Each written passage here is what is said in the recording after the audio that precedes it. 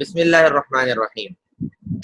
آج ہم پڑھیں گے عمرو کی غداری، جو کہ طلسم ہوشربا کا پہلا حصہ ہے۔ اس کا چوتھا باب طلسم کے راز۔ اس سے پہلے حصوں میں ہم پڑھ چکے ہیں کہ امیر حمزہ نے لقا جادوگر جو اپنے آپ کو خداوند کہتا تھا، اس کے 999 طلسم تو تباہ کر دیے تھے، لیکن ایک طلسم باقی تھا جو بہت خطرناک اور شعبدہ باز جادوگر ابن ادنا نے یہ کہانی گڑھ کر بچا لیا کہ وہ ختم ہو چکے ہیں سارے کے سارے، اور ابن ادنا ایک بزرگ ہے۔ لیکن عمرو عیار کو اس کے اصل پتہ چل جاتی ہے، اور عمرو عیار اور امیر حمزہ میں اسی بات پر آپس میں تنازع بھی ہو جاتا ہے۔ تو بہرحال عمرو عیار ابن ادنا کے پاس جاتا ہے اور اس کو اپنی چکنی چپڑی باتوں میں لگا کر اس بات پر راضی کر لیتا ہے کہ وہ خداوند لقا کے پاس عمرو عیار کو لے جائے، اور اسی دوران جو ہے لندھور کو بھی اس نے اپنی زنبیل میں ڈال لیا ہے عمرو عیار نے، تاکہ خداوند کے سامنے اس کو پیش کر سکے۔ تو اب یہاں سے دونوں وہ خداوند لقا کے دربار میں جا رہے ہیں، اور دربار میں جاتے ہوئے راستے میں کیا کیا جادو کے راستے کھڑے کیے ہوئے ابن ادنا نے، وہ سارے راز آج عمرو عیار کے اوپر کھلیں گے۔ ٹھیک ہے، تو میں پڑھنا شروع کر رہا ہوں۔ بسم اللہ الرحمن الرحیم۔ طلسم کے راز۔ درجنوں اتار چڑھاؤ، جنگل، جھاڑیاں اور چھوٹے بڑے میدان طے کرنے کے بعد ایک جگہ ابن ادنا کے اشارے پر دونوں شیر رک گئے۔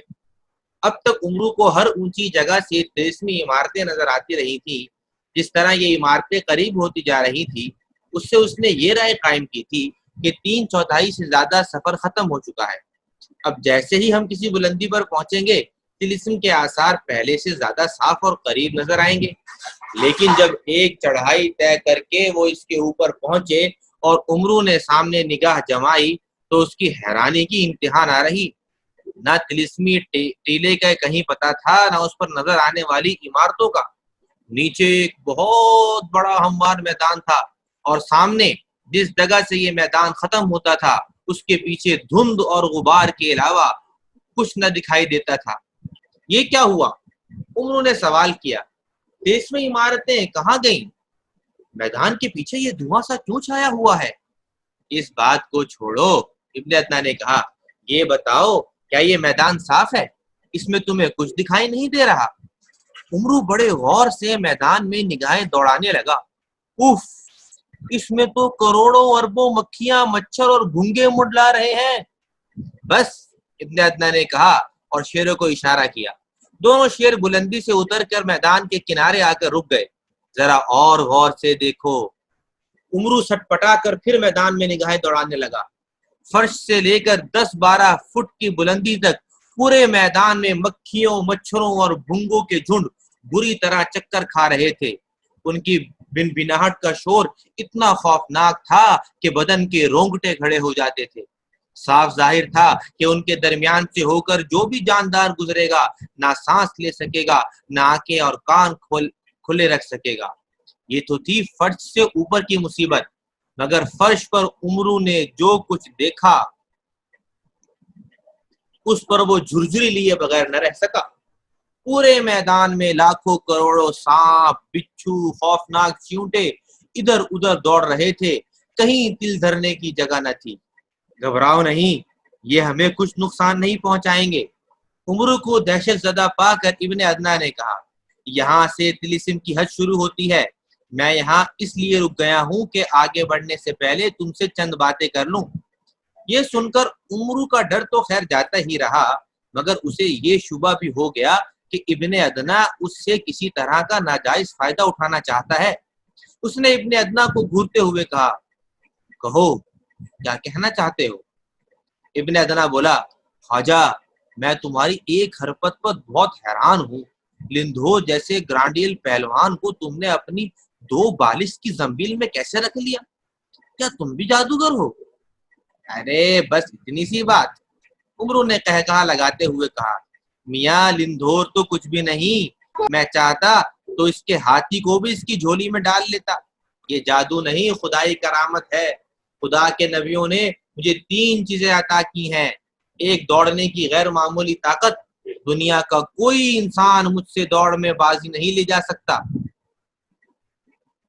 دوسری یہ زنبیل یا جھولی، اس میں ساری دنیا کی چیزیں سما سکتی ہیں، کوئی چیز خواہ کتنی ہی بڑی اور وزنی کیوں نہ ہو اس کے اندر جا کر دانے کے برابر ہو جاتی ہے، اور نکالو تو پھر پہلے جتنی ہو جاتی ہے۔ تیسرا تحفہ جو مجھے ملا ہے وہ ایک چادر ہے، اس چادر میں یہ صفت ہے کہ اسے اوڑھ لوں تو میں تو سب کو دیکھوں پر خود کسی کو نظر نہ آؤں، جو چیز بھی اس میں چھپا لوں سب کی نگاہوں سے غائب ہو جائے۔ تو کہنے کا مطلب یہ ہے کہ آئندہ ان میں سے کوئی بھی معاملہ دیکھنا تو حیران نہ ہونا، نہ اسے جادو سمجھنا۔ سمجھ گئے؟ ابن ادنا کی آنکھیں چمک اٹھی، سچ ہے آپ کا جواب نہیں۔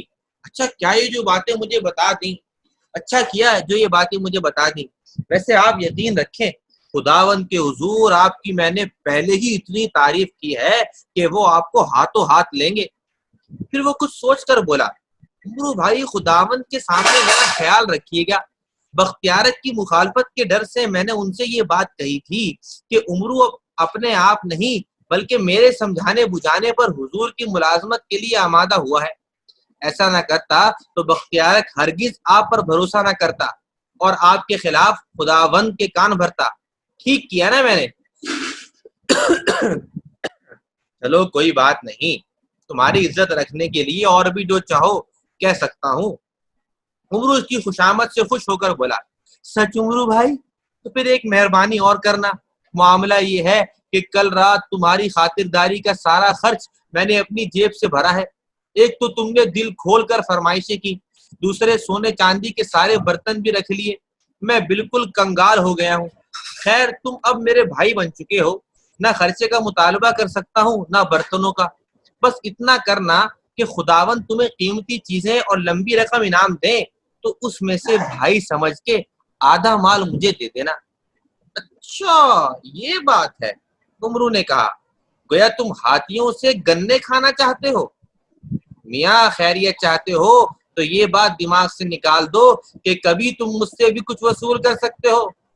اس بھول میں بھی نہ رہنا کہ میں کسی پر اپنا حساب چھوڑ سکتا ہوں۔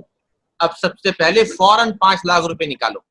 یہ اس بات کا نذرانہ ہوگا کہ خداوند کے سامنے میں اقرار کروں گا کہ صرف تمہارے سمجھانے بجھانے سے میں نے ان کی خدمت میں حاضر ہونا قبول کیا ہے۔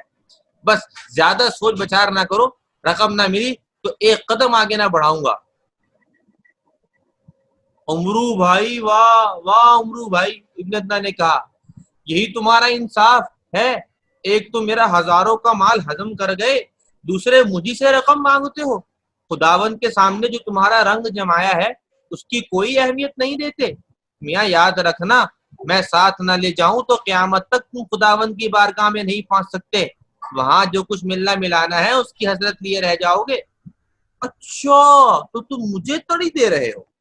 عمرو نے بھرتے ہوئے کہا، گویا تمہارے خداوند کے علاوہ دنیا میں میرا کوئی اور ٹھکانہ نہیں، میں کوئی 2 کوڑی کا آدمی ہوں۔ اچھا یوں ہی صحیح، اب 10 لاکھ دو گے تب بھی وہاں نہیں جاؤں گا، روک سکو تو روک لو، سیدھا امیر حمزہ کے پاس واپس جاتا ہوں، تم اپنے لالچ میں خداوند کا یہ رہا سہا ٹھکانہ بھی برباد کیے بغیر نہ مانو گے۔ یہ کہہ کر عمرو شیر سے نیچے اترا اور پلٹ کر جانے لگا۔ ابن ادنا نے جو یہ رنگ دیکھا تو اس کے ہاتھوں کے طوطے اڑ گئے۔ سمجھے کیا مطلب ہے ہاتھوں کے طوطے اڑ گئے؟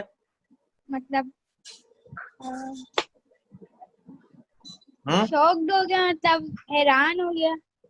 تو ہاتھوں کے طوطے اڑنا یعنی بہت زیادہ گھبرا جانا۔ اور کیمرہ آن کر کے سنیں، فاطمہ آپ بھی سب کیمرہ آن کر لیں۔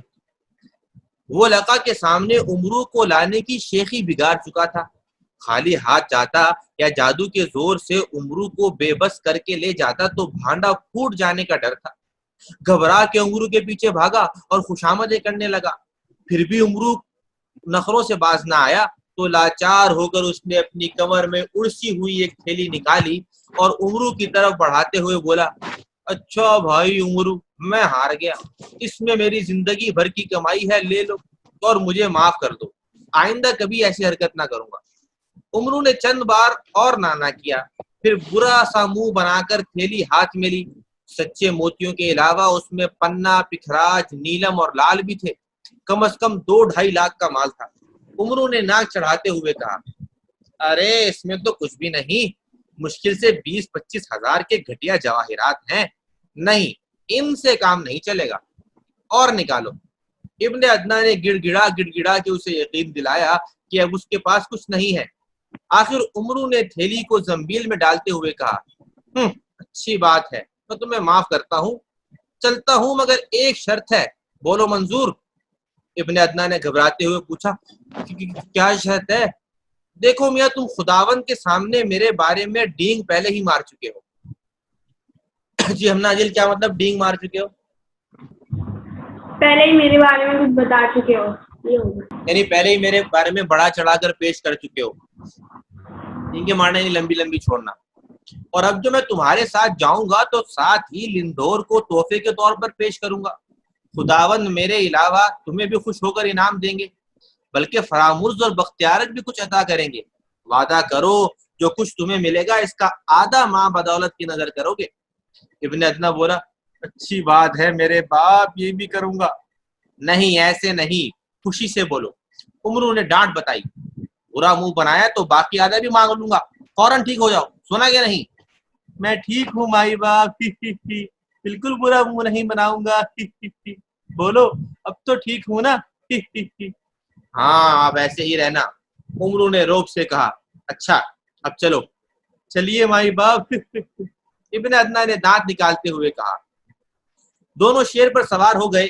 ابن ادنا نے میدان کی طرف منہ کر کے انگلی سے ہوا میں ایک محراب جیسی شکل بنائی۔ یہ محراب کیا ہوتی ہے، کسی کو پتہ ہے؟ بسمہ محراب کیا ہوتی ہے؟ محراب کس کو پتہ ہے محراب کا مطلب کیا ہوتا ہے؟ کسی کو نہیں پتا محراب؟ مسجد میں جہاں پر امام صاحب نماز پڑھاتے ہیں نا کھڑے ہو کر، جو ایک ایسی جگہ بنی ہوئی ہوتی ہے شیپ میں، ایسے شیپ میں بنی ہوئی ہوتی ہے ایسے، اس کو بولتے ہیں محراب۔ تو کیا کہتے ہیں، اس نے ہوا کے اندر ایسے محراب جیسی شکل بنائی، لمبا والا ٹرائنگل بنایا۔ چلیں، دیکھتے ہی دیکھتے فضا میں مچھروں، بھونگوں اور مکھیوں کے جھنڈ اپنی اپنی جگہ ساکت ہو گئے۔ ساکت ہو گئے کا مطلب کیا ہوتا ہے نور؟ کون بتائے گا ساکت ہو گئے کا مطلب کیا ہے؟ اپنی اپنی جگہ بیٹھ گئے، اپنی اپنی جگہ رک گئے۔ ساکت ہونا یعنی رک جانا۔ سارے سانپ، بچھو اور چونٹے بھی بے حس و حرکت ہو گئے۔ ساتھ ہی فرش سے لے کر اوپر تک ایک لمبی محرابی سرنگ سی بن گئی، جس کے اوپر اور دائیں بائیں چاروں طرف بے شمار مچھر، مکھی اور بھونگے لٹکے ہوئے تھے۔ ارد گرد کی زمین سانپوں، بچھوؤں اور چیونٹوں سے پر تھی، مگر ان کا راستہ ہر طرح صاف تھا۔ دونوں اس راستے پر تیزی سے آگے بڑھنے لگے۔ میدان کے خاتمے پر عمرو کو راستے کے دائیں بائیں 2 اونچے ٹیلے سے دکھائی دیے۔ اس کے آگے دھوئیں اور گرد و غبار کی ایک موٹی سی دیوار زمین سے آسمان تک کھڑی تھی۔ عمرو کے اشارے پر ابن ادنا نے یہاں شیروں کو روک لیا۔ عمرو غور سے دائیں بائیں کے ٹیلوں کو دیکھنے لگا۔ ان میں سے ایک پتھر کی بڑی چٹان تھی، دوسرا گندگی کا ایک اونچا ڈھیر تھا۔ چٹان کے اوپر ایک ہٹا کٹا مرد دکھائی دے رہا تھا، چہرہ داڑھی مونچھوں سے بالکل صاف، اور بدن پر صرف ایک لنگوٹی بندھی ہوئی۔ وہ منہ پھاڑ کر قہقہا لگاتا اور ایک چمکتا ہوا سکہ منہ میں ڈال کر نگل جاتا، پھر میدان کی طرف منہ کر کے زور زور سے گالیاں بکتا، جوش میں آ کر ہوں کر کے بیٹھک لگاتا، پھر دونوں ہاتھوں سے کوئی چیز غصے سے چٹان کے نیچے میدان کی طرف پھینکنے لگتا۔ گندگی کے ڈھیر کے اوپر نظر آنے والی ایک بوڑھی عورت تھی، ایسی گوری جیسے میدے کی بنی ہو۔ اس کی آنکھوں پر پھولوں کے بیل کی طرح کی اندھیری چڑھی ہوئی تھی۔ اس کی حرکتیں بھی بالکل چٹان والے مرد جیسی تھی، فرق صرف یہ تھا کہ چٹان والے مرد کی پھینکی ہوئی چیز زمین پر گر کر پھیل جاتی تھی، اور اس بڈھی میم کی پھینکی ہوئی چیز ہوا میں اڑنے لگتی تھی۔ فضا صاف نہ ہونے کی وجہ سے غور کرنے پر بھی عمرو یہ نہ معلوم کر سکا کہ دونوں کیا چیزیں اچھال رہے ہیں۔ آخر اس نے ابن ادنا سے پوچھا، یہ کون لوگ ہیں، یہاں کیا کر رہے ہیں؟ یہ دونوں میرے بنائے ہوئے اس میدان کے طلسمی محافظ ہیں، ابن ادنا نے جواب دیا۔ زرد یعنی پیلے خزانے کے 480 طلسمی سکے ان کے روزانہ کی غذا ہے۔ ان سکوں کے سبب بڈھی میم کے پیٹ سے زہریلے مچھر، مکھیاں اور بھونگے پیدا ہوتے ہیں، اور مرد کے پیٹ سے سانپ، بچھو اور چیونٹے۔ انہی کو وہ میدان کی طرف اچھالتے رہتے ہیں. یہ سب اتنے زہریلے ہیں کہ کوئی انسان یا جانور ان کے کاٹنے کے بعد پل بھر بھی زندہ نہیں رہ سکتا. اور یہ سب میدان میں اس طرح اٹے رہتے ہیں کہ ان کے بیچ سے گزرنا تو درکنار، کوئی سامنے آ کے سانس بھی نہیں لے سکتا. گویا یہ دونوں عورت مرد طلسمی پتلے ہیں. عمر نے سر ہلاتے ہوئے کہا، ہاں، اول تو میدان سے گزر کر کوئی ان تک پہنچ نہیں سکتا، دوسرے اگر پہنچ جائے تو ہرگز انہیں ہلاک نہیں کر سکتا. جب تک میں زندہ ہوں انہی طلسمی سکوں کی خوراک پہنچتی رہے گی اور یہ اپنا کام جاری رکھیں گے. بہت خوب، عمرو نے کہا. اچھا آگے چلو. سمیہ پڑھیں، آپ یہاں سے پڑھیں. ابن ادنا. ابن عدنان نے پھر پہلے کی طرح انگلی سے ہوا میں نشان بنایا. گرد و غبار کے درمیان میں پھر پہلے جیسا صاف محرابی راستہ بن گیا. دونوں تیز رفتاری سے اس میں سے ہو کر آگے بڑھنے لگے. دائیں بائیں اور اوپر دیکھنے سے عمرو کو ایسا معلوم ہوتا تھا جیسے وہ ایک جوش مارتے ہوئے نیرے سمندر کے نیچے سے گزر رہا ہے اور ان کے ارد گرد شفاف شیشے کی ایک سرنگ سی بنی ہوئی ہے. جیسے ہی یہ راستہ ختم ہوا دونوں پھر رک گئے. عمرو نے پلٹ کر دیکھا، سرنگ غائب تھی. دھوئیں اور گرد و غبار کی ایک موٹی دیوار کے علاوہ پیچھے کچھ نہ دکھائی دیتا تھا. دائیں بائیں نگاہ اٹھانے پر اس نے پہلے کی طرح پھر اپنے کو دو ٹیلوں کے درمیان پایا. سامنے ایک وسیع اور گشادہ میدان تھا جس کے خاتمے پر ایک بہت لمبا چوڑا اور خاصا اونچا ٹیلا تھا. ٹیلے کے گرد ٹیلا کیا ہوتا ہے سر؟ مٹی کا نہیں بنا ہوا ہوتا، پہاڑ چھوٹا سا، اسے بولتے ہیں ٹیلا. ٹیلا تھا. ٹیلے کے گرد فصیل جیسی چار دیواری تھی اور اس کے اندر سے اونچے درخت اور طلسمی عمارتیں دکھائی دے رہی تھی. فاصلہ اب زیادہ نہ تھا مگر ان سب چیزوں کے صاف نظر نہ آنے کا سبب یہ تھا کہ پورے میدان میں آسمان سے تیروں، پتھروں اور آگ کے شعلوں کی موسلا دھار بارش ہو رہی تھی. موسلا دھار بارش ہو رہی تھی. صرف ٹیلوں کے درمیان کی جگہ محفوظ تھی جہاں وہ اس وقت کھڑے ہوئے تھے. ٹیلوں کو غور سے دیکھنے سے عمرو کو پتہ چلا کہ ان دونوں پر بھی ایک آدمی موجود ہے. دونوں کے چہرے داڑھی مونچھوں سے صاف تھے مگر ایک قد کا چھوٹا اور سیاہ تھا، دوسرا گورا اونچے قد کا سیاہ رنگ والے کی ناک پکوڑا جیسی تھی. گوری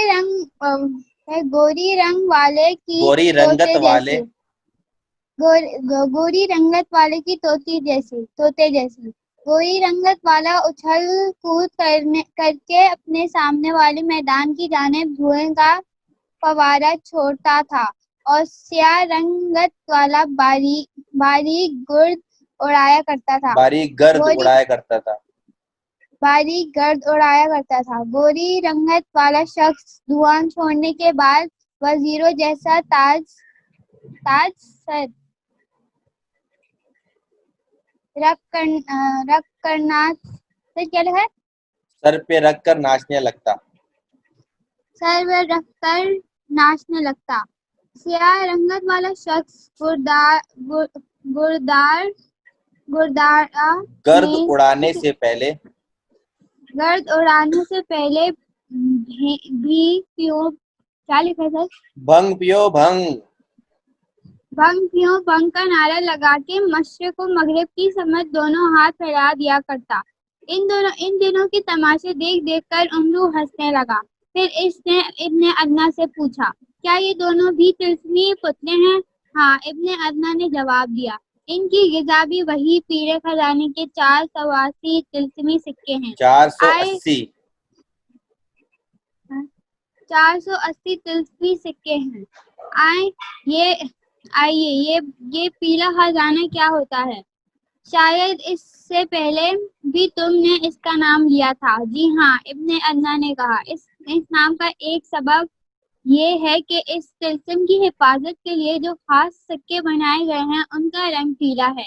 दूसरे जिस इमारत में उन्हें महफूज रखा गया है उसका रंग भी पीला है।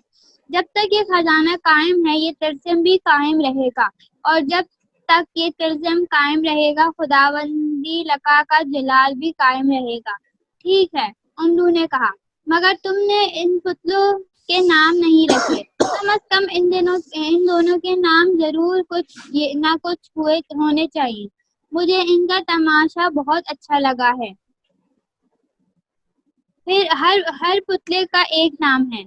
आपने पहले जो पुतले देखे हैं उनमें से सांप, बिच्छू और चूंटे पैदा करने वाले का नाम शोरकाश है, और मक्खियां, मच्छर और भूंगे पैदा करने वाली सफेद गुड़िया का नाम अक्रीश है। यहाँ जो पुतला आपको धुआं छोड़ता दिखाई देता है उसका नाम मैंने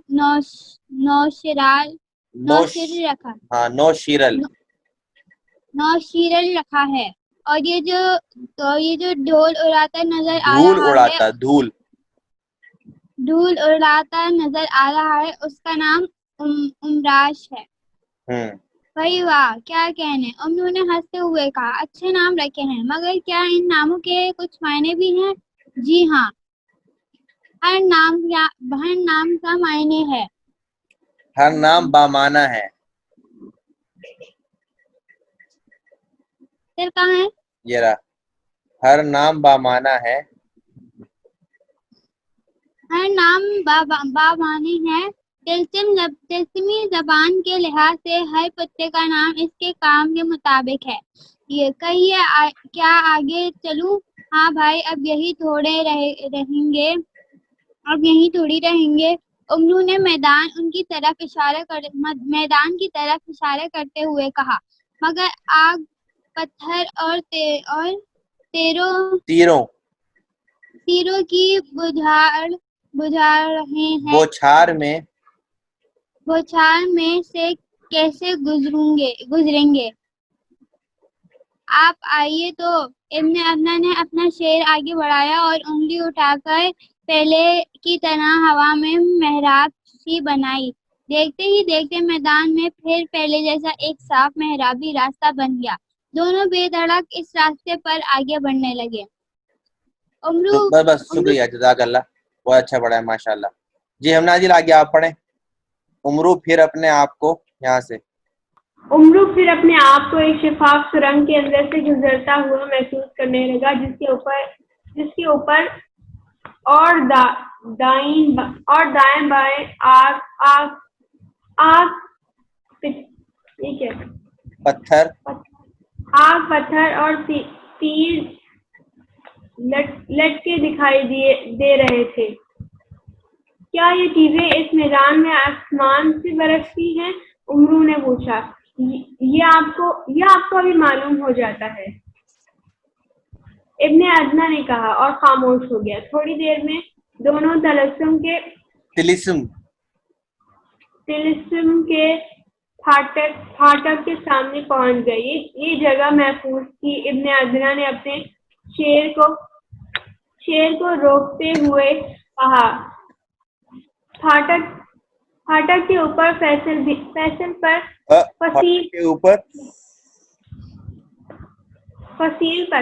फाटक के ऊपर देखिए। अच्छा। उमरू ने निगाह उठाकर देखा। फाटक के ऊपर फसील पर 3 आदमी नजर आए। तीनों एक दूसरे से एक जैसे फासले पर फसील से लगे बैठे थे। जो शख्स फसील का मतलब क्या है? जो एक किला होता है ना, किले के बाहर जो दीवार बनी हुई होती है चारों तरफ सराउंडिंग में, उसको बोलते हैं फसील। बहुत बड़ी होती है फसील, ऊंची होती है बहुत। जो शख्स बेच में था جو شخص دیکھ میں تھا اس کا بیچ چہرہ میں تھا، بیچ میں تھا، اس کا چہرہ لمبوترا اور داڑھی مونچھوں سے صاف تھا. بدن چھریرا تھا، اور سر پر ایک اونچا گول ٹوپی جمائے تھا. جی. چھریرا بدن کیا ہوتا ہے؟ پتلا سا، یعنی بہت پتلا اور کمزور بدن والے کو بولتے ہیں چھریرا سا بدن تھا اس کا. ٹھیک ہے.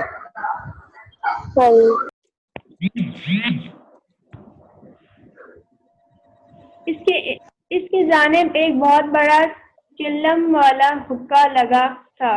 وہ ایک طلسم سکہ منہ میں ڈال کر قوالوں کی طرح ایک ہاتھ کان پر رکھتا، دوسرا آگے پھیراتا. کبھی دائیں جانب بیٹھے ہوئے شخص کی طرف منہ کر کے کچھ کہتا، کبھی بائیں جانب ڈالے کی طرف اور پھر حقے کا ایک زوردار کش لگاتا. فوراً سر آگے کر دیں. جی. فوراً ہی چلم بھڑک اٹھتی. اس میں سے کچھ چنگاریاں اڑ کر آسمان کی طرف جاتی اور دم کے دم میں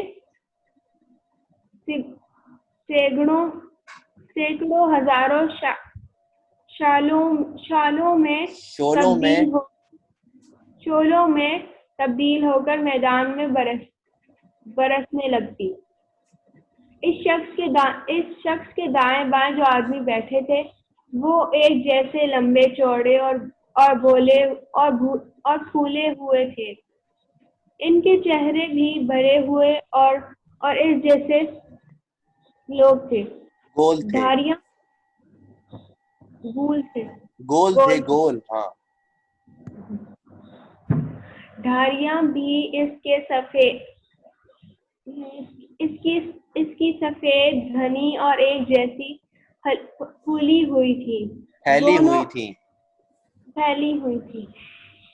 دونوں میں فرق تھا تو صرف اتنا کہ ایک کی ناک زیادہ موٹی اور گردن چھوٹی تھی، دوسرے کی اس سے کچھ بہتر. دونوں طلسم سکے چبا کر منہ پھلا کر زور لگاتے.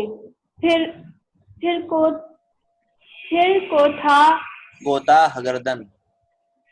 کوتاہ گردن اور موٹی ناک والا نیچے سے ایک تیر نکال کر آسمان کی طرف اچھالتا.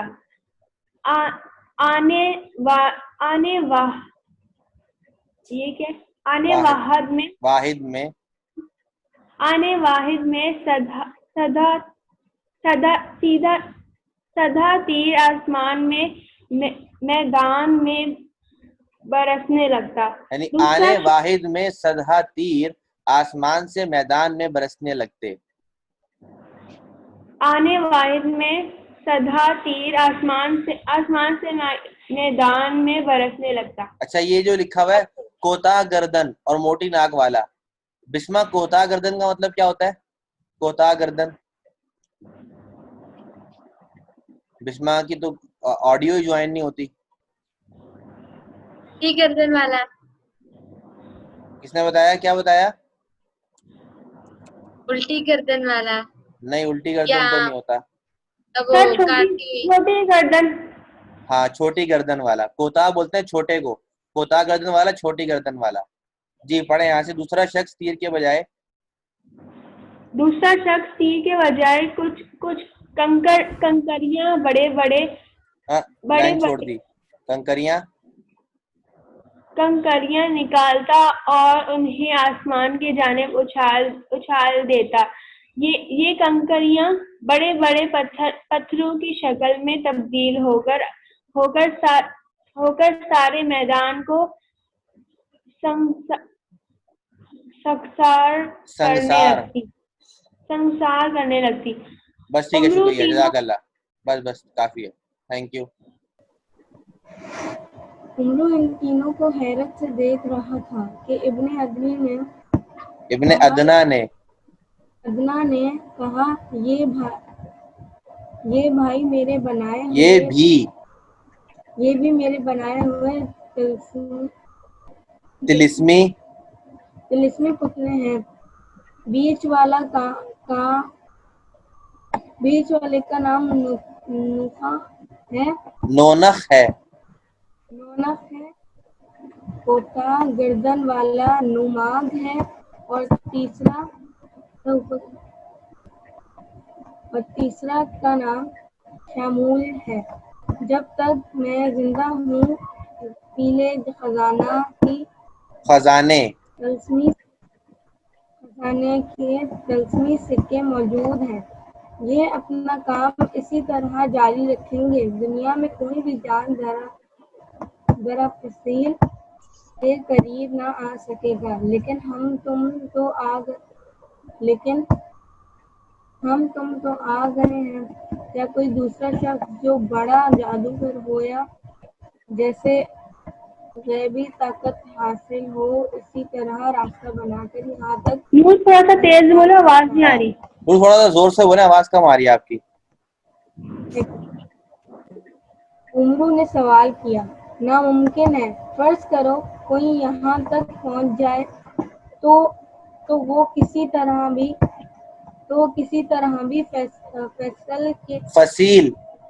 फसील के अंदर नहीं पहुँच सकता। अगर कोई फसील के नकब लगाना चाहेगा तो दीवार मोटी होती चली जाएगी, और अगर ऊपर चढ़ना चाहेगा तो फसील ऊंची ही होती चली जाएगी। फिर तो वाकई अमीर हमजा इसके अंदर नहीं पहुंच सकता। उमरू ने इत्मीनान जाहिर करते हुए कहा, अब बेफिक्र रहें, हमजा के फरिश्ते भी अंदर पहुंचने की जुर्रत नहीं कर सकते। अच्छा, आए चलें। ये कहकर इब्ने अदना ने अपने शेर को आगे बढ़ाया। उमरू इसके पीछे हो लिया। फाटक पर पहुंचकर इब्ने अदना ने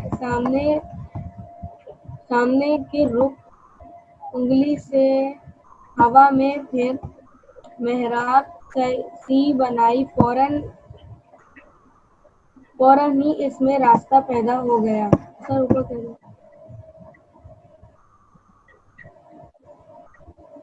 जी आगे, ये फाटक खालिस तलस्मी फौलाद का बना हुआ है। ना इससे जलाया जा सकता है, ना तोड़ा जा सकता है, और मेरे सिवा कोई दूसरा खोल भी नहीं सकता। इब्ने अदना ने अंदर दाखिल होते हुए कहा। उमरू की निगाहें फाटक के सामने वाला मैदान पर जमकर रह गई। जंगजू सवारों के 4 लश्कर हमले करने के लिए तैयार खड़े थे। ताज्जुब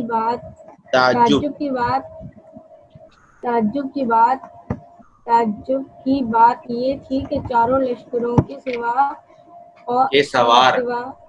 सवार घोड़े एक ही सांचे में ढले मालूम देखते।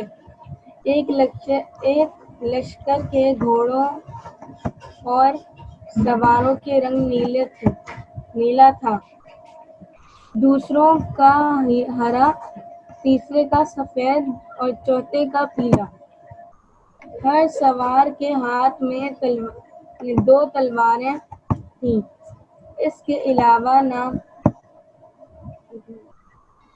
इसके अलावा इनके पास कोई दूसरा हथियार नजर आता था, ना कोई लिबास। ज्यादा ताज्जुब की बात ये थी कि सवारों की टांगें बिल्कुल गायब थीं। वो घोड़ों पर जड़े हुए महसूस हुए थे, फिर نہ ان کے سروں پر بال تھے، نہ گھوڑوں کی گردنوں پر عیال عیال، ان کے چہروں پر آنکھیں بھی نہیں تھیں۔ ان سب باتوں کے ہاتھوں کے باوجود وہ اس طرح تلے کھڑے تھے جیسے حملہ کرنے کے لیے بس آخری اشارے کی منتظر ہوں، یا ان سواروں کو گھوڑوں پر حفاظت کے خیال سے کوئی طلسمی غلاف چڑھا دیا گیا ہے؟ عمرو نے پوچھا۔ نہیں، یہ سب طلسمی پتلے ہیں، میرے نائب جادوگروں کے بنائے ہوئے، ان پر کوئی ہتھیار اثر نہیں کر سکتا، لاکھوں کی فوج کو دم کے دم میں ہلاک کر سکتے ہیں، البتہ طلسم کی حد کے باہر کام نہیں آ سکتے۔ بس شکریہ، جزاک اللہ، بس جزاک اللہ۔ ابن ادنا کی بات ختم ہی ہوئی تھی کہ چاروں لشکروں کے بیچ سے ایک ایک آدمی پھاٹک کی طرف بڑھتا دکھائی دیا۔ چاروں جادوگروں جیسا رنگ برنگا اور ڈھیلا ڈھالا لباس پہنے تھے۔ تھوڑا زور سے بولیں مولیا۔ گردنوں میں ہڈیوں کی مالائیں تھیں،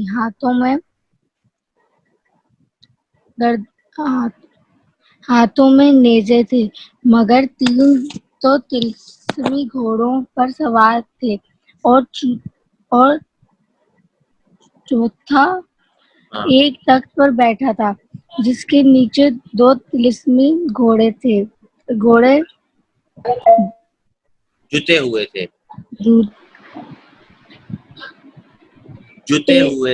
ہوئے تھے، دوسرے تین سیدھے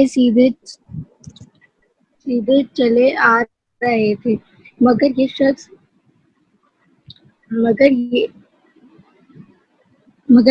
یہ شخص کبھی دائیں طرف کو منہ کرتا، کبھی بائیں طرف کو، کبھی بیٹھتا، کبھی کھڑا ہوتا اور کبھی لمبا لیٹ جاتا۔ عمرو اس کا یہ تماشا دیکھ کر مسکرائے بغیر نہ رہ سکا۔ ان چاروں نے قریب آ کر ابن ادنا کو سلامی پیش کی۔ ابن ادنا نے ان کی جانب انگلی اٹھاتے ہوئے عمرو سے کہا، وہ بھاری کلے اور دوہرے خدن والا پرازمان ہے، اس کے بعد سوکھے چہرے اور لمبے قد والا جو جادوگر کھڑا ہے اس کا نام راؤمان ہے، تیسرے نمبر پر تکونے چہرے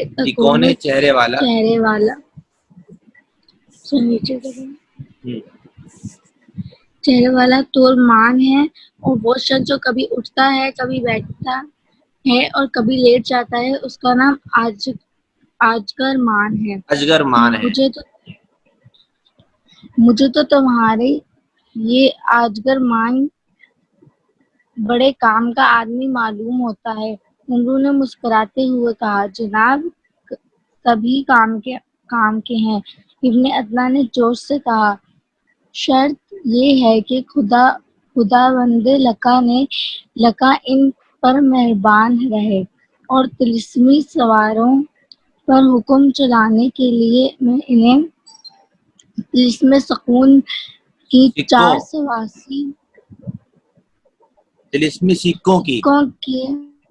سکوں کی 480 تھیلیاں روز پہنچاتا رہوں، مگر یہ اجگر مان ایک جیسی حالت میں کیوں نہیں رہتا ہے؟ کیا اس پر کسی پریشان روح کا سایہ پڑ گیا ہے؟ عمرو بولا، پریشان روح کے بارے میں تو میں نے کبھی نہیں سوچا، پر جہاں تک میں جانتا ہوں اس کے 3 سبب ہیں۔ ایک یہ کہ اس کی تورمان سے لگتی ہے، ترجمان اس کی ان حرکتوں سے چڑھتا ہے اور اسے چڑھانے میں اجگرمان کو مزہ آتا ہے۔ دوسری وجہ اس کا یہ عقیدہ ہے کہ ایک جیسی حالت میں رہنے سے آدمی کی مت ماری جاتی ہے۔ تیسرا سبب اس کی ان حرکت کا یہ ہے کہ کچھ لوگ چاہتے ہیں کہ وہ دائیں جانب منہ پھیریں، کچھ چاہتے ہیں کہ وہ بائیں طرف دیکھیں، کچھ کی خواہش ہے کہ وہ کھڑا رہے، کچھ کی مرضی سے بیٹھ جائے، کچھ اسے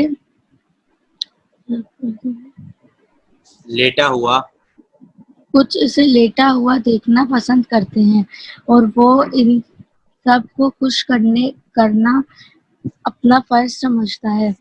ارے ہی عمرو نے کہکے لگاتے ہوئے کہا، کہیں اس کے دماغ کی کوئی چول تو ڈھیلی نہیں ہو گئی ہے؟ کیا یہاں کے لوگ اس کی ان حرکتوں سے واقعی خوش ہوتے ہیں؟ ہاں ہوتے تو ہیں، ابن ادنان نے جواب دیا، مگر کبھی ناراض بھی ہو جاتے ہیں۔ پھر وہ یہ حرکتیں کیوں کرتا ہے؟ کیا اسے لوگوں کی ناراضگی کا پتہ نہیں چلتا؟ عمرو نے مسکراتے ہوئے پوچھا۔ پتہ کیوں نہیں چلتا؟ ابن ادنان نے کہا، لیکن وہ چاہتا ہے کہ لوگ اگر اس سے خوش نہ رہیں تو کم از کم ناراض ضرور ہوتے رہیں۔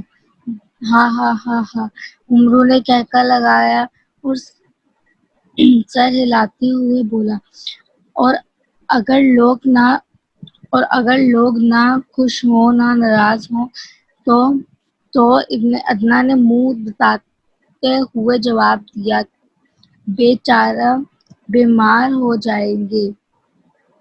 عمرو نے ایک اور کہکا لگایا اور ابن ادنان کو آگے بڑھنے کا اشارہ کیا۔ طلسم سواروں کے درمیان سے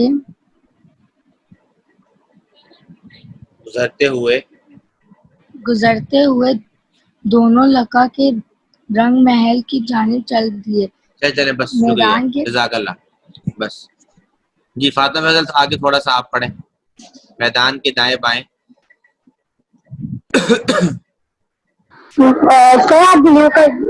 یہاں سے میدان کے دائیں بائیں اور سامنے خوبصورت باغوں اور عمارتوں کا ایک وسیع سلسلہ بھراتا ہوا تھا۔ پھیلا ہوا تھا۔ ان سب پر نگاہیں دوڑاتے ہوئے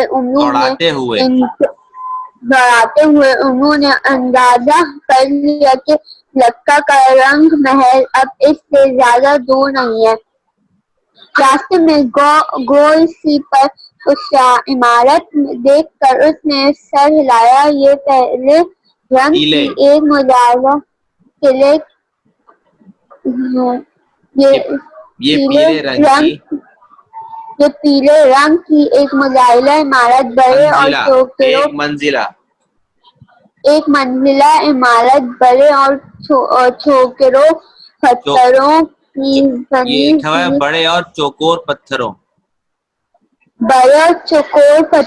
کی بنی ہوئی تھی۔ اس کی چھت پر پتھر کے تراشے ہوئے درجنوں الو باز اور شکلیں دم سے دم ملائے، سر آگے جھکائے اور پر سمجھالے پھیلائے بیٹھے دکھائی دے رہے تھے۔ نیچے عمارت کے ارد گرد چھپے پر چھوٹے بڑے جانور اور دیوں کے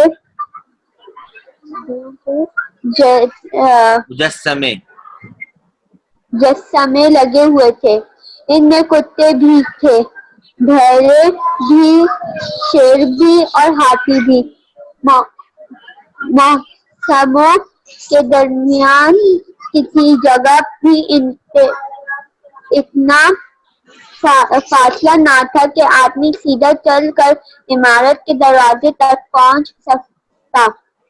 کیا یہ مندر ہے؟ انہوں نے کیا یہ مندر ہے؟ کیا یہ مندر ہے؟ انہوں نے ابن عدنان سے پوچھا۔ نہیں، ابن عدنان نے جواب دیا، یہ پہلا خزانہ پیلا خزانہ، اور میرا پیلا یہ پیلا پیلا خزانہ اور میرا ہیڈ کوارٹر ہے۔ اس کے اوپر اور نیچے دکھائی دینے والے سارے محکمے سارے مجسمے اس کے طلسمی حافظ میرے اور خداوند لکا کے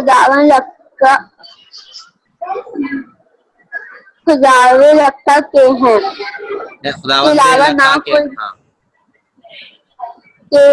نہ کوئی جاندار اس عمارت کے اندر جا سکتا ہے، کیا کوئی پتلا نہ زمین کی جانب سے اس کو کوئی نقصان پہنچا سکتا ہے۔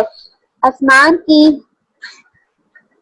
تہ نہ آسمان کی سمت سے خطرہ نظر آتا ہے تو مجسم میں حرکت میں آ جاتا ہے اور دشمن کے ہتھیار کو عمارت کے قریب پہنچنے سے پہلے فنا کر دیتے ہیں۔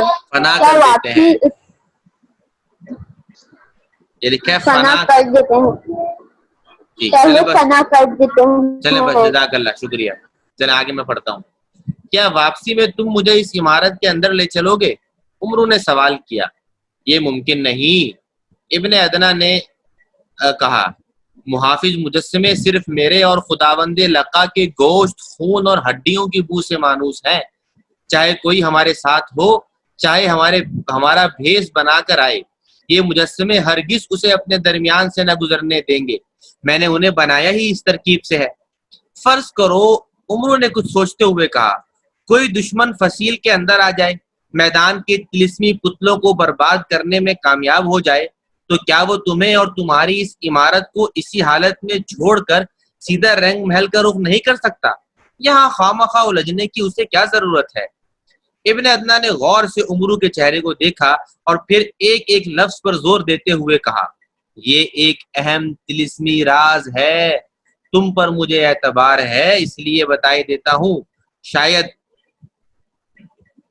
تم امیر حمزہ کے ڈر سے یہ بات پوچھ رہے ہو۔ سنو، جب تک یہ عمارت قائم ہے، اس میں طلسمی سکے موجود ہیں اور میں زندہ ہوں، میدان کے طلسمی پتلوں کو فنا کر کے بھی کوئی رنگ محل کی طرف 1 انچ آگے نہیں بڑھ سکتا۔ فوری طور پر تو یہ پتھر کے مجسمے اسے روکے رہیں گے، پھر اس کے بعد میں لاتعداد طلسمی رکاوٹیں اس کے سامنے کھڑی کرتا رہوں گا۔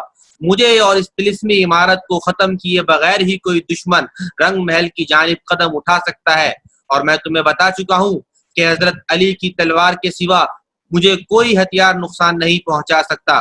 ہاں، اتنا اور سن لو، اگر کوئی شخص یہ تلوار لے کر فصیل کے اندر داخل ہوا تو فوراً مجھے اس کا علم ہو جائے گا اور میں خود کو اس عمارت میں محفوظ کر لوں گا۔ محافظ مجسمے اس کے ہاتھ سے بے شک ٹکڑے ٹکڑے ہوتے رہیں گے، مگر ہرگز اسے مجھ تک نہیں پہنچنے دیں گے۔ اس طلسمی عمارت کے باہر یا عمارت کے اندر پہنچ کر ہی وہ مجھے ہلاک کر سکتا ہے، لیکن تم ان باتوں کی فکر نہ کرو، حیدر کرار کی تلوار ابھی تک پردہ غیب میں ہے۔ عمرو یہ سن کر خاموش ہو گیا۔ اتنے میں چلتے چلتے وہ ایک بہت بڑے باغ کی 4 دیواری کے پھاٹک پر جا پہنچے۔ ابن عدنان کے دستک دینے پر پھاٹک کھل گیا۔ دونوں پھر تیزی کے ساتھ آگے بڑھنے لگے۔ رنگ محل اب صاف دکھائی دے رہا تھا، لیکن پھاٹک سے لے کر محل کی 4 دیواری تک ہر جگہ ہتھیار بند سوار اور پیادے پہرا دے رہے تھے۔ وہ بڑے ہیبت ناک اور چاقو چوبند دکھائی دیتے تھے۔ ابن عدنان کی جس پر نگاہ پڑتی وہ اور بھی سینہ تان کر کھڑا ہو جاتا۔ یہ کون ہے؟ عمرو نے ابن عدنان سے سوال کیا۔ یہ خداوند کے باڈی گارڈ ہیں، ابن عدنان نے جواب دیا۔ ان میں کا ہر ایک بہادر تنہا ہزاروں کے لشکر کو مار بھگانے کے لیے کافی ہے۔ روئے زمین پر ان جیسا لڑیا اور بہادر اور کہیں نہ ہوگا۔ اور اس کے باغ کے بارے میں آپ کا کیا خیال ہے؟ پکے پھلوں سے لدے ہوئے درختوں پر نگاہ دوڑاتے ہوئے عمرو نے کہا، یہ دنیا کا سب سے نرالا باغ ہے۔ ابن عدنان نے فخر سے کہا، زمین کے ہر حصے میں پیدا ہونے والے بہترین پھلوں کے درخت یہاں موجود ہیں. کسی درخت سے خواہ کتنے ہی پھل توڑے جائیں کم نہیں ہوتے. ہر درخت پورے سال ہر موسم میں پھلتا پھولتا رہتا ہے. خوشبو اور ذائقے میں یہاں کے پھل اپنا جواب آپ ہیں. جو پھل بھی کھاؤ گے زندگی بھر ویسا کہیں نہ پاؤ گے. باغ کی ٹھنڈی چھاؤں اور فرحت بخش ہواؤں نے ویسے ہی عمرو کی صحت پر خاصا اثر کیا تھا. پھلوں کی یہ تعریف سن کر اسے اور بھی بھوک لگنے لگی. اس کے جی میں آئی کہ چلتے چلتے جھپٹا مار کے کچھ آم، امرود یا سیب توڑ لے. شاید وہ ایسا کر بھی گزرتا، مگر اب محل کا پھاٹک سامنے آ گیا تھا. تیر انداز اور نیزہ بردار محافظ انہیں گھور رہے تھے. لاچار دل محسوس کر رہ گیا. پھاٹک کے قریب پہنچ کر دونوں رک گئے.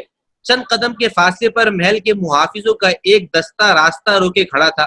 ان کے رکتے ہی نیزہ برداروں نے ان پر نیزے تان لیے اور تیر اندازوں نے کمانوں میں تیر چڑھا کر نشست باندھ دی. عمرو کے چہرے پر بے چینی کی لہر دوڑ گئی، مگر ابن عدنان پر ان باتوں کا کچھ اثر نہ تھا. وہ بڑی لاپرواہی سے شیر سے اتر کر فرش پر کھڑا ہو گیا. عمرو نے اس کی طرف دیکھا تو اسے بھی اس نے شیر سے اترنے کا اشارہ کیا. پھر اس نے دونوں شیروں کو آنکھوں ہی آنکھوں میں کوئی ہدایت دی. شیر الٹے قدموں واپس ہٹے اور راستے کے کنارے پر پہنچ کر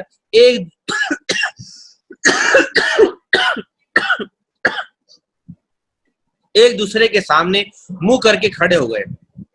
ابن عدنان کو یوں بے فکر دیکھ کر عمرو کی بھی کچھ ڈھارس بندی. دل کا خوف دور کرنے کے لیے اس نے اپنی نگاہیں اس پتلی سی نالی پر جما دی جو ان سے 4-5 قدم کے فاصلے پر راستے کے بیچوں بیچ بنی ہوئی تھی. پہلی ہی نظر میں یہ نالی اسے پراسرار معلوم ہوئی. بظاہر اس میں صاف پانی بھرا نظر آتا تھا، مگر رہ رہ کر اس میں سے نیلی اور ہری روشنی چمک رہی تھی. نالی کی دوسری جانب چند قدم کے فاصلے پر محل کے درجنوں محافظ انہیں اپنے تیروں اور نیزوں کا نشانہ بنانے کے لیے تلے کھڑے تھے. ابن عدنان نے عمرو کی گھبراہٹ محسوس کی تو اسے تسلی دیتے ہوئے بولا، کسی بھی بات پر حیران یا پریشان نہ ہونا. بے فکری سے میرے پیچھے چلے جانا. یہاں سے خداوند کی بارگاہ تک ہم پیدل ہی جائیں گے. اتنا کہہ کر اس نے بڑے اطمینان کے ساتھ قدم آگے بڑھایا. دھڑکتے ہوئے دل کے ساتھ عمرو بھی اس کے پیچھے ہو لیا. اس کی نگاہیں پراسرار نالی پر جمی رہی، لیکن وہ تھی ہی کتنی دور. 5ویں قدم پر ابن عدنان اس کے پار تھا اور 7ویں قدم پر عمرو. 8واں قدم اٹھاتے ہوئے عمرو ابھی یہ نہ طے کر پایا تھا کہ دل کا خوف چھپانے کے لیے نالی کے بعد وہ کس چیز پر اپنی نگاہیں جمائے کہ اچانک سامنے کے محافظوں کے دستے میں اسے ہلچل سی محسوس ہوئی. وہ کانپ اٹھا. بجلی کی تیزی سے اس کے دل میں خیال آیا کہ ابن عدنان نے مجھے دھوکہ دیا ہے. تیروں اور نیزوں کی بوچھار شروع ہو چکی ہے. عیائی کی چادر اوڑھ کر مجھے اپنی جان بچانی چاہیے. اس نے فوراً زمین میں ہاتھ ڈال کر چادر ٹٹولی. اسی لمحے اس کی نگاہ سامنے کی طرف اٹھ گئی اور وہ کھڑا کا کھڑا رہ گیا. معاملہ بالکل مختلف تھا. کمانوں میں کھچے ہوئے تیر ترکشوں میں واپس رکھے جا چکے تھے. تنے ہوئے نیزے جھک چکے تھے. حملے کے لیے آمادہ نظر آنے والے محافظ سپاہی دوست دکھائی دے رہے تھے. ان کا جو جتھا راستے روکے کھڑا تھا بیچ سے ہٹ کر دائیں بائیں کھسک گیا تھا. اور ابن عدنان، ارے یہ کیا؟ ابن عدنان کہاں غائب ہو گیا؟ یہ شخص اس کی جگہ میرے آگے چل رہا ہے. کون ہے اور اچانک کدھر سے آ نکلا؟ عمرو نے اپنے آگے چلنے والے شخص پر نگاہیں جماتے ہوئے سوچا. آگے چلنے والا شخص کسی طرح بھی ابن عدنان نہیں لگ رہا تھا، مگر پتلی سی نالی کے علاوہ ان کے راستے میں کہیں کوئی اور تھی نہ دراڑ کہ جس میں ابن عدنان چھپ گیا ہو اور وہاں سے دوسرا شخص نکل آیا ہو. یہ ٹھیک ہے کہ عمرو ابن عدنان کے پیچھے چلتے ہوئے نگاہیں نیچے کیے ہوئے تھا، مگر اس کے آگے چلتے ہوئے قدم اسے صاف دکھائی دے رہے تھے. ابن عدنان کسی جگہ غائب ہوتا اور دوسرا شخص اس کی جگہ آتا تو کچھ نہ کچھ تبدیلی عمرو ضرور محسوس کرتا، مگر اسے کوئی تبدیلی محسوس نہ ہوئی تھی. کہیں یہ میرا دھوکہ تو نہیں، کہیں یہ میرا وہمہ تو نہیں، ابن عدنان تو دھوکہ نہیں دے رہا، عمرو نے سوچا. پھر غور سے اپنے آگے چلنے والے کو دیکھا. نہیں، یہ شخص اسے ابن عدنان سے مختلف دکھائی دے رہا تھا.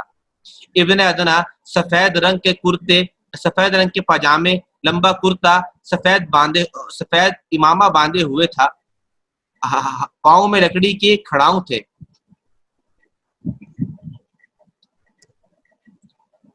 لیکن یہ شخص کامدار مخملی جوتے، ریشمی گھیردار شلوار، ریشمی جبہ اور اونچی سی ٹوپی پہنے ہوا تھا۔ ابن ادنا پتلا تھا، مگر یہ شخص پیچھے سے موٹا تازہ دیو نظر آ رہا تھا۔ عمرو کی چال دھیمی پڑ گئی۔ آگے چلنے والے شخص کو اس کا احساس ہوا تو ایک جگہ مڑ کر اس نے عمرو کو رفتار بڑھانے کا اشارہ کیا۔